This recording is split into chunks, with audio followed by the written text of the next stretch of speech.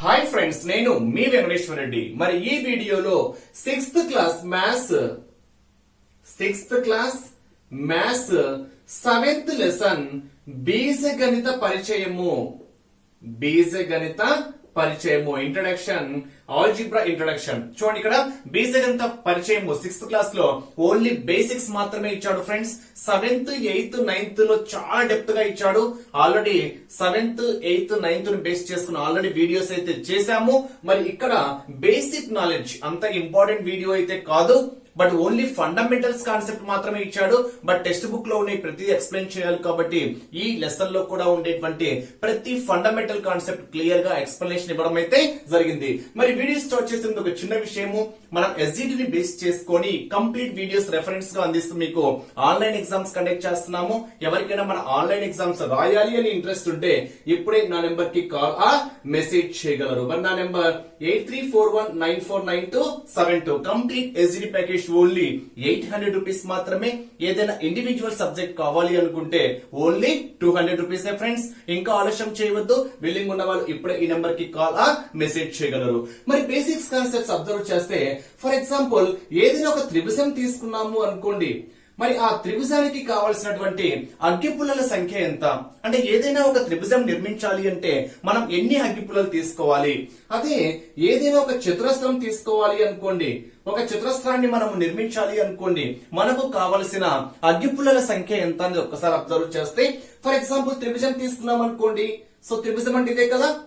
So ఇది త్రిభుజము అంటే ఇక్కడ మనం త్రిభుజం కాన్సెప్ట్ అబ్జర్వ్ చేసాం అనుకోండి, ఇది ఒక అగ్గిపుల్ల, ఇది కూడా ఒక అగ్గిపుల్ల అవుతుంది, ఇది కూడా ఒక అగ్గిపుల్ల. అంటే మొత్తము 3 మ్యాచ్ స్టిక్స్ అవసరము. అంటే మొత్తము అగ్గిపుల్లల సంఖ్య ఎంత అంటే 3. అంటే ఇక్కడ ఒక త్రిభుజాన్ని నిర్మించాలి అంటే కావలసిన అగ్గిపుల్లల సంఖ్య ఎంత? 3. అదే మనం ఒక చతురస్రాన్ని నిర్మించాలి అనుకోండి, చతురస్రము అంటే అర్థం ఏంటి? 4 భుజాలు సమానము, ఇది చతురస్రము. ఇక్కడ అగ్గిపుల్లలు అవసరం వచ్చాయి చూడండి, 1 2 3 4. అంటే ఇక్కడ కాన్సెప్ట్ ఏంటి? ఒక చతురస్రాన్ని మనం నిర్మించాలి అంటే మనకు కావలసిన అగ్గిపుల్లల సంఖ్య ఎంత అంటే 4. ఒక త్రిభుజాన్ని మనం నిర్మించాలి అంటే మనకు కావలసిన అగ్గిపుల్లల సంఖ్య ఎంత? 3. అదే మనం 2 త్రిభుజాలు ఏర్పరచాలి అనుకోండి, 2 త్రిభుజాలు ఏర్పరచాలంటే ఒక త్రిభుజానికి 3, 2 త్రిభుజాలకు అంటే ఇంకో త్రిభుజానికి 3 కాబట్టి 3 + 3 ఎంత? 6. అంటే ఇక్కడ ఒక త్రిభుజానికి అయితేనేమో 3, అదే 2 త్రిభుజాలు తీసుకున్నాం అనుకోండి 3 + 3 ఎంత? 6. అదే 3 త్రిభుజాలు తీసుకున్నాం అనుకోండి, మొదటి త్రిభుజము, రెండవ త్రిభుజము, మూడవ త్రిభుజము. అదే 4 త్రిభుజాలు తీసుకున్నాము అనుకోండి, మొదటి త్రిభుజానికి 3, రెండవ త్రిభుజము, మూడవ త్రిభుజము, నాలుగవ త్రిభుజము, దట్ ఈస్ 12. ఇప్పుడు దీన్ని మనం బేస్ చేసుకుని ఒక ఫార్ములా రాయొచ్చు. చూడండి, ఏం రాయొచ్చు? దీన్ని 3 × 1 అని రాయొచ్చు, దీన్ని 3 × 2 అని రాయొచ్చు, దీన్ని 3 × 3 రాయొచ్చు, దీన్ని ఏం రాసుకోవచ్చు? 3 × 4 రాసుకోవచ్చు. అంటే త్రిభుజానికి కావలసిన కనీస అగ్గిపుల్లల సంఖ్య మినిమం ఎన్ని ఉండాలి అంటే 3 ఉండాలి. కాబట్టి మనం ఏం ఫార్ములా రాయొచ్చు ఫ్రెండ్స్? ఇక్కడ 3 × మనం ఒక త్రిభుజం తీసుకుంటే 1, 2 త్రిభుజాలు తీసుకుంటే 2, 3 త్రిభుజాలు తీసుకుంటే 3, 4 త్రిభుజాలు తీసుకుంటే 4. కాబట్టి 3 × త్రిభుజాల సంఖ్య. ఏం చెప్పొచ్చు ఫార్ములా? 3 × త్రిభుజాల నెంబర్ ఆఫ్ ట్రయాంగిల్స్ అంటాం. అంటే మనకు కావలసిన అగ్గిపుల్లల సంఖ్య ఈజ్ ఈక్వల్ టు 3 × త్రిభుజాల సంఖ్య. ఇది త్రిభుజాన్ని బేస్ చేసుకొని సేమ్ ఇదే కాన్సెప్ట్ మనం చతురస్రానికి అప్లై చేసాం అనుకోండి. చతురస్రము 4, అదే 2 అనుకోండి 4 + 4, 3 అనుకోండి 4 + 4 + 4, 4 అనుకోండి 4 + 4, సో ఆన్. కాబట్టి ఇక్కడ కూడా మనకు కావలసిన అగ్గిపుల్లల సంఖ్య త్రిభుజాన్ని బేస్ చేసుకొని అయితేనేమో 3 × త్రిభుజాల సంఖ్య, అదే చతురస్రాన్ని బేస్ చేసుకొని అయితే కావలసిన అగ్గిపుల్లల సంఖ్య ఏమవుతుంది అంటే 4 × చతురస్రాల సంఖ్య. 4 × చతురస్రాల సంఖ్య అంటే అర్థం ఏంటి? ఒక చతురస్రం తీసుకున్నాం అనుకోండి 4 × 1, 2 చతురస్రాలు తీసుకున్నాం అనుకోండి 4 × 2 = 8, 3 చతురస్రాలు తీసుకున్నాం అనుకోండి 4 × 3 = 12. అంటే ఇక్కడ 4 చతురస్రాలు నిర్మించడానికి కావలసిన అగ్గిపుల్లల సంఖ్య ఎంత? 4 × 4 దట్ ఈస్ 16 అవసరము. అదే 12 చతురస్రాలను ఏర్పరచడానికి కావలసిన అగ్గిపుల్లల సంఖ్య ఎంత? 4 × 12 దట్ ఈస్ 12 4s. సో అదే త్రిభుజాలు అనుకోండి, 4 త్రిభుజాలను ఏర్పరచడానికి కావలసిన అగ్గిపుల్లల సంఖ్య 3 × 4 దట్ ఈస్ 3 4s 12. ఇలా ఈ ఫార్ములాస్ ను బేస్ చేసుకొని చతురస్రాలు అదే విధంగా త్రిభుజాలు నిర్మించడానికి కావలసినటువంటి అగ్గిపుల్లల సంఖ్యలను క్యాలిక్యులేట్ చేయవచ్చు. చేస్తే గదిలో ఉండే ఫ్యాన్ల సంఖ్య ప్రతి ఫ్యాన్ కు ఉండే బ్లేడ్ల సంఖ్య గల సంబంధాన్ని సూత్రం రూపంలో రాయండి. ఇక్కడ క్వశ్చన్ ఏమడిగాడు, గదిలో ఉండే ఫ్యాన్ల సంఖ్య. ఫర్ ఎగ్జాంపుల్ ఎన్ ఫ్యాన్లు ఉన్నాయి అనుకోండి, అంటే ఫ్యాన్ల సంఖ్య నేనేమనుకుంటున్నాను, ఎన్ అనుకుంటున్నా, అంటే ఎన్ ఫ్యాన్లు ఉన్నాయి. ప్రతి ఫ్యాన్ కు ఉండే బ్లేడ్ల సంఖ్యకు, అంటే ప్రతి ఫ్యాన్ కు ఎన్ని బ్లేడ్లు ఉంటాయి, అంటే ఎన్ని రెక్కలు ఉంటాయి, 3 రెక్కలు ఉంటాయి. కాబట్టి సో ఒక ఫ్యాన్ ఉంది అనుకోండి, ఒక ఫ్యాన్ ఉంటే 3, అదే 2 ఫ్యాన్లు ఉన్నాయి అనుకోండి 3+3, అదే 3 ఫ్యాన్లు ఉన్నాయి అనుకోండి 3+3+3. అంటే ఇక్కడ మనం ఫ్యాన్ల సంఖ్యని n అనుకుంటే మరి ప్రతి ఫ్యాన్ కి 3 రెక్కలు ఉంటాయి కాబట్టి బ్లేడ్లు మనకు ఫార్ములా ఏమవుతుంది 3n. అంటే ఇక్కడ ఒక ఫ్యాన్ తీసుకుంటే 3 1 3 అంటే 3 రెక్కలు ఉంటాయి. అదే 2 ఫ్యాన్లు తీసుకున్నాం అనుకోండి 3 2 6 రెక్కలు, అంటే బ్లేడ్ల సంఖ్య ఎంత 6. అదే 5 ఫ్యాన్లు తీసుకున్నాం అనుకోండి 3 5 ఎంత 15, అంటే ఎన్ని బ్లేడ్లు ఉంటాయంటే 15 ఉంటాయి. ఇది మనం ఫార్ములా రూపంలో వ్యక్తపరచడము. ఒక పెన్ను ధర 7 రూపాయలు అయితే ఎన్ని పెన్నులు ఎంత 7n. ఒక పెన్ను 7 రూపీస్ అనుకోండి, ఓకేనా. అలా ఎన్ని పెన్నులు, n పెన్నులు ఉంటే ఒక పెన్ను తీసుకుంటే 7 1s, 2 పెన్నులు తీసుకుంటే 7 2s, 10 పెన్నులు తీసుకుంటే 10 7s, 15 పెన్స్ తీసుకుంటే 7 15s. ఇక్కడ పెన్నుల సంఖ్య n అని ఇచ్చాడు కాబట్టి ప్రతి పెన్ను కాస్ట్ 7 రూపీస్ కాబట్టి ఫార్ములా రూపంలో ఏమవుతుంది 7n. అది ఇంగ్లీష్ అక్షరాలను బేస్ చేసుకుని ఇవ్వచ్చు. ఫర్ ఎగ్జాంపుల్ టీ అనేటువంటి ఇంగ్లీష్ అక్షరం తీసుకున్నాం అనుకోండి, ఒక టీ తీసుకుంటే చూడండి 1 2, అంటే అగ్గిపుల్లల సంఖ్య ఎంత 2, అగ్గిపుల్లల సంఖ్యను బేస్ చేసుకుని. అదే 2 టీలు తీసుకున్నాం అనుకోండి, ఒక టీకి 2 మ్యాచ్ స్టిక్స్ అయితే రెండింటికి 2+2, మూడింటికి 2+2+2. అప్పుడు టీని ఏర్పరచడానికి n టీస్ ఏర్పరచడానికి కావలసిన అగ్గిపుల్లల సంఖ్య ఏమవుతుంది అంటే 2n. అదే మనం జెడ్ తీసుకున్నాం అనుకోండి, ఇప్పుడు జెడ్ తీసుకుంటే ఇక్కడ ఒక మ్యాచ్ అగ్గిపుల్ల అవసరము, ఇక్కడ ఒక అగ్గిపుల్ల, ఇక్కడ ఒక అగ్గిపుల్ల. ఒక జెడ్ ఏర్పరచడానికి మనకు ఎన్ని అగ్గిపుల్లలు అవసరము 3 అగ్గిపుల్లలు అవసరము. అలా ఎన్ని జెడ్ ఏర్పరచడానికి మనకు కావలసిన అగ్గిపుల్లల సంఖ్య ఏమవుతుంది 3n. అది ఈ తీసుకున్నాం అనుకోండి, ఈ చూడండి 1 2 3 4 ఎన్ని అగ్గిపుల్లలు అవసరం 4 అగ్గిపుల్లలు అవసరం కాబట్టి ఒక ఈ ఏర్పరచడానికి 4 అగ్గిపుల్లలు అయితే n ఈస్ ఏర్పరచడానికి కావలసిన అగ్గిపుల్లల సంఖ్య ఏమవుతుంది ఫ్రెండ్స్ ఇక్కడ 4n. ఈ విధంగా మనం ఇంగ్లీష్ లెటర్స్ బేస్ చేసుకొని కూడా చెప్పవచ్చు. నెక్స్ట్ క్యూ పుస్తకాలు కొనడానికి 25Q అవసరమైతే ఒక్కొక్క పుస్తకం ధర ఎంత. సో 25Q బై ఎన్ని పుస్తకాలు Q క్యాన్సిల్ అయితే ఒక్కొక్క పుస్తకం ధర ఏమవుతుంది 25 రూపీస్. జస్ట్ మన జనరల్ కాన్సెప్ట్ ప్రకారమే. నెక్స్ట్ హర్షిని వద్ద పద్మ దగ్గర కంటే 5 బిస్కెట్లు ఎక్కువ కలవు. అంటే ఇక్కడ ఒకరి దగ్గర y అనుకున్నాం అనుకోండి, 5 బిస్కెట్లు ఎక్కువ అంటే ప్లస్ కదా, ఇక్కడ y ని బేస్ చేసుకుని అడిగాడు. సో ఎక్కువ కలవు, ఎక్కువ అంటే ప్లస్ కాబట్టి అది కూడా ఎన్ని 5 బిస్కెట్లు అంటున్నాడు కాబట్టి ఈక్వేషన్ రూపంలో ఏం చెప్పొచ్చు మనం ఇక్కడ y+5. So next problems observe చేస్తే ఇక్కడ మనం ఈక్వేషన్స్ రూపంలో ఏ విధంగా ఫార్మ్ చేయాలో ఒకసారి అబ్జర్వ్ చేస్తే z యొక్క 3 రెట్లకు 5 కలపబడింది, దీన్ని ఒక సూత్రం రూపంలో వ్యక్తపరచండి అంటారు. మరి z యొక్క 3 రెట్లు అంటే ఏంటి మల్టిప్లై. సో మల్టిప్లై చేస్తే 3 రెట్లు దట్ ఈస్ 3z, కలపబడింది అంటే అర్థం ఏంటి ప్లస్ కాబట్టి +5. సో దీనికి ఆన్సర్ ఏమవుతుంది z యొక్క 3 రెట్లు అంటే 3z, 5 కలపబడింది అంటున్నాం కాబట్టి 3z+5. నెక్స్ట్ వన్ n యొక్క 9 రెట్లకు 9 రెట్లు అంటే మల్టిప్లై కాబట్టి 9n, 10 కలపబడింది అంటే ప్లస్ కాబట్టి +10. Here correct answer is 9n+10. Next y యొక్క రెట్టింపు అంటే ఏంటి 2 టైమ్స్. సో y యొక్క రెట్టింపు దట్ ఈస్ 2y. 16 తీసివేయబడింది అంటే మైనస్ కాబట్టి -16. So correct answer is 2y -16. Next 10 చే y ని గుణించి సో 10 into y ఎంత 10y గుణించాను. లబ్ధానికి అంటే ఇక్కడ వచ్చినటువంటి లబ్ధానికి x కలపబడింది అంటే ప్లస్ కాబట్టి దట్ ఈస్ +x. సో దీనికి ఆన్సర్ ఏమవుతుంది 10y+x. నెక్స్ట్ వన్ గీత వద్ద ఉన్న పుస్తకాల కన్నా పీత వద్ద 3 పుస్తకాలు ఎక్కువగా ఉన్నాయి అంటేనే ప్లస్. ఇక్కడ క్లియర్ గా p అని ఇచ్చాడు కాబట్టి ఎక్కువ అంటే ప్లస్ కాబట్టి p+3 ఎక్కడ ఉంది ఆప్షన్ C ఇస్ కరెక్ట్. అంటే ఎగ్జామ్ పాయింట్ ఆఫ్ వ్యూ లో ఇలా అడుగుతారు అనమాట. నెక్స్ట్ పీటర్ వద్ద p సంఖ్య గల బంతులు కలవు, డేవిడ్ వద్ద పీటర్ కంటే అదే రకమైన బంతులు 3 రెట్లు కలవు. రెట్లు అంటే మల్టిప్లై కాబట్టి మరి 3 రెట్లు ఇక్కడ p అని ఇచ్చాడు, 3 రెట్లు అని ఇచ్చాడు కాబట్టి దట్ ఈస్ 3p. సో ఇక్కడ ఆప్షన్ ఏంటి option C is correct. Next one ఒక కవాతులో ప్రతి వరుసకు 5 సైనికులు కలరు. అలా ఎన్ని వరుసలు ఉంటే సో ఒక వరుస ఉంటే 5 1 into 5, 2 వరుసలు ఉంటే 5 into 2, 3 వరుసలు ఉంటే 5 into 3. సో ఇక్కడ n అని ఇచ్చాడు కాబట్టి 5n ఎక్కడ ఉంది? Option B is correct.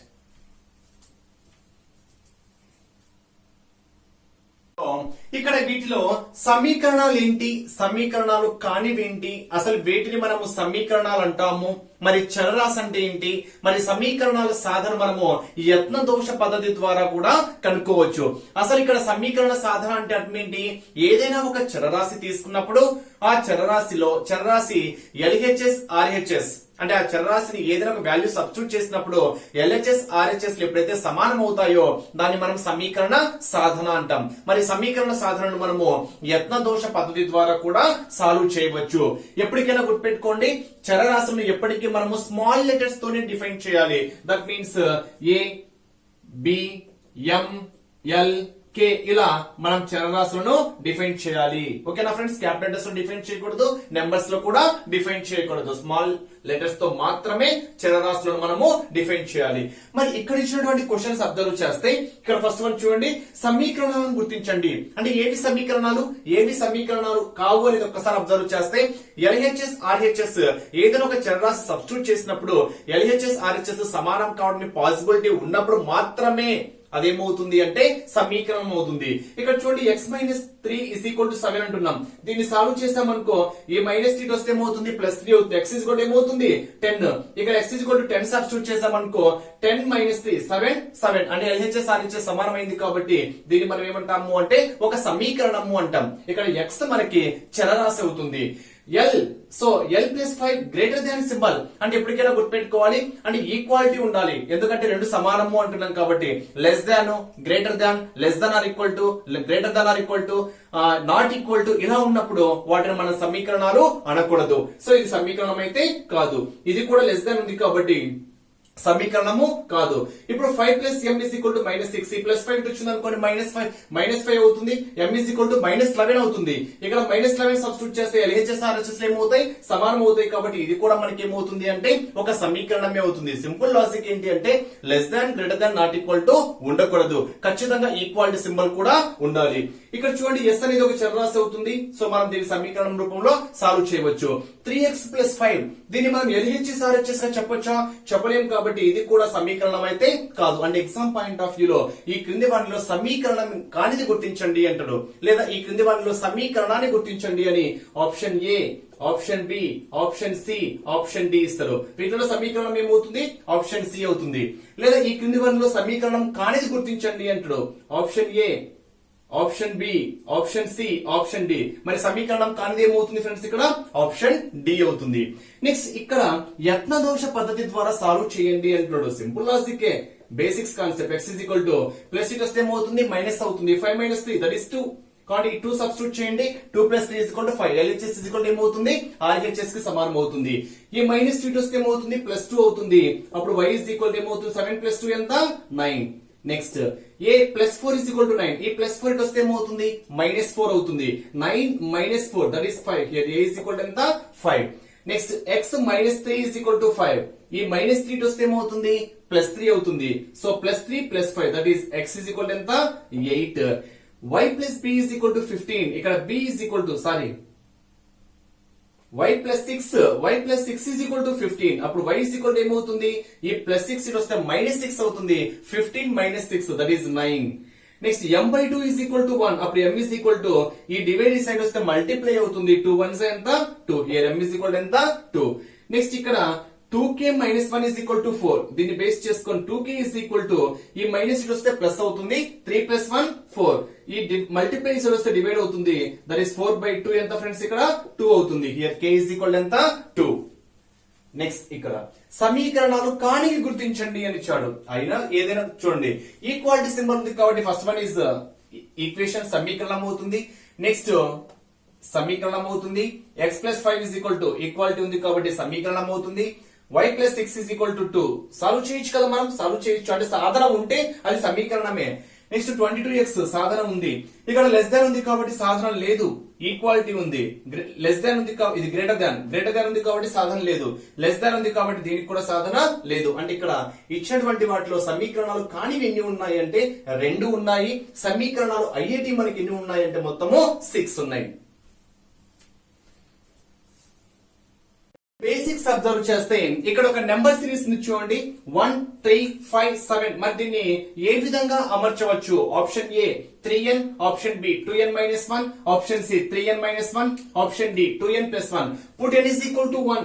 Options ద్వారా చూడండి. Put n = 1. 3 1s are 3, but first 1 ఉంది. 1 సబ్స్టిట్యూట్ చేసామనుకో 2 1s are 2, 2 - 1 1. s here n = 1 2 3 4 ఇలా సబ్స్టిట్యూట్ చేస్తే ఇది సాటిస్ఫై కావాలి. n = 1 తీసుకున్నాం అనుకోండి 2 1s are 2, 2 - 1 1. n = 2 తీసుకుంటే 2 2s are 4, 4 - 1 3. n = 3 తీసుకుంటే 3 2s are 6 - 1 5. సరిపోయింది కాబట్టి here option B is correct. Next one 1 8 27 64, that is 1 cube 2 cube 3 cube 4 cube. So అని ఏమవుతుంది? n క్యూబ్ అవుతుంది కాబట్టి option B is correct. Next ఇక్కడ సంఖ్యా సమాసము, సంఖ్యను బేస్ చేసుకుని ఏముంది ఇక్కడ 4 - 1/2 + 5. సో మొత్తము నెంబర్స్ బేస్ చేసుకుంది కాబట్టి ఇది మనకి ఏమవుతుంది? సంఖ్యా సమాసం అవుతుంది. నెక్స్ట్ చూడండి 2 4 6 8 12 10 సో ఆన్ అన్ని ఈవెన్ నెంబర్స్ కాబట్టి ఏ ఫార్మేట్ 2n n = 1 2 3 4 సబ్స్టిట్యూట్ చేయండి, ఖచ్చితంగా ఎగ్జిక్యూట్ అవుతుంది.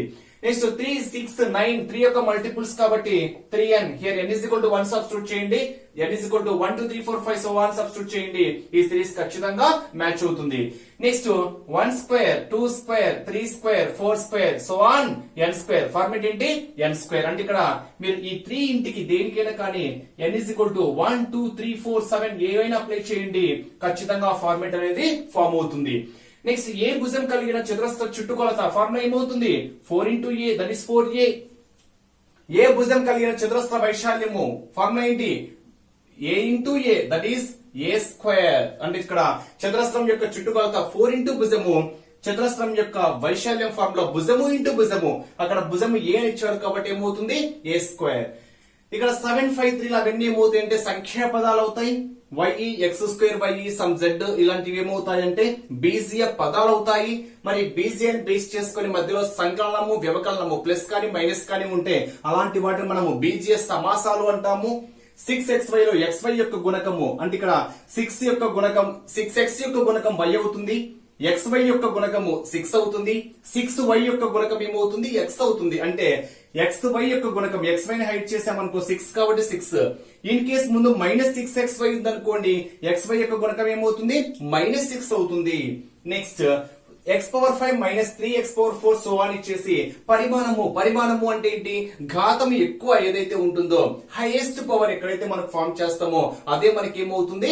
పరిమాణము. సో ఇక్కడ x⁵ అంటున్నాం కాబట్టి దీని యొక్క పరిమాణం ఏమవుతుంది? 5.